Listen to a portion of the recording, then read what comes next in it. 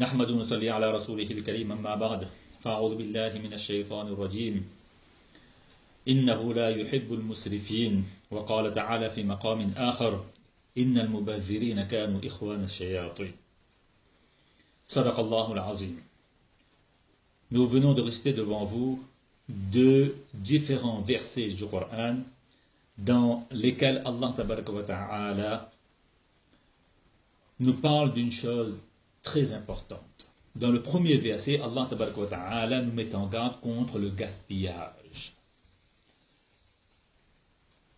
Que celui qui gaspille son argent, son temps, son énergie, ou l'électricité, l'eau, etc., eh bien Allah tabaraka wa ta'ala ne les aime pas et Allah tabaraka wa ta'ala ne les apprécie pas. Or, pour un croyant, le fait qu'Allah tabaraka wa ta'ala soit satisfait de lui est une chose grandiose. Parce que dans un verset, Allah tabaraka wa ta'ala nous dit وَرِضْوَانٌ مِّنَ اللَّهِ أَكْبَرُ ذَلِكَ هُوَ الْفَوْزُ الْعَظِيمُ. Que la satisfaction d'Allah tabaraka wa ta'ala est ce qu'il y a de plus grandiose, de plus suprême, de plus sublime pour un croyant, parce qu'il considère cela comme la plus grande réussite et le plus grand succès dans sa vie. Mais pour être apprécié et aimé par Allah subhanahu wa ta'ala, eh bien, il faut se débarrasser de ce défaut qu'on appelle le gaspillage.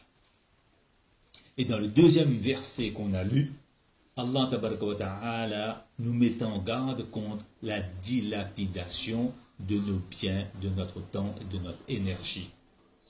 Pourquoi? Parce que ceux qui dilapident sont les frères du shaitan, que chaque croyant considère comme son ennemi déclaré numéro 1, number 1. Et lorsque le croyant dilapide, eh bien, il est classé dans la liste des frères du shaitan. Voilà pourquoi il est important pour que chacun d'entre nous se débarrasse définitivement et se défait définitivement de ces deux défauts, gaspillage et dilapidation. Toutefois, avant de terminer, j'aimerais apporter une précision sur la différence qui existe entre gaspillage et dilapidation. En islam, gaspiller son argent signifie d'utiliser et de dépenser son argent dans ce qui est permis, mais plus qu'il n'en faut, de façon inutile, de façon futile. Et la dilapidation, c'est de dépenser son argent dans ce qui est strictement interdit, totalement haram.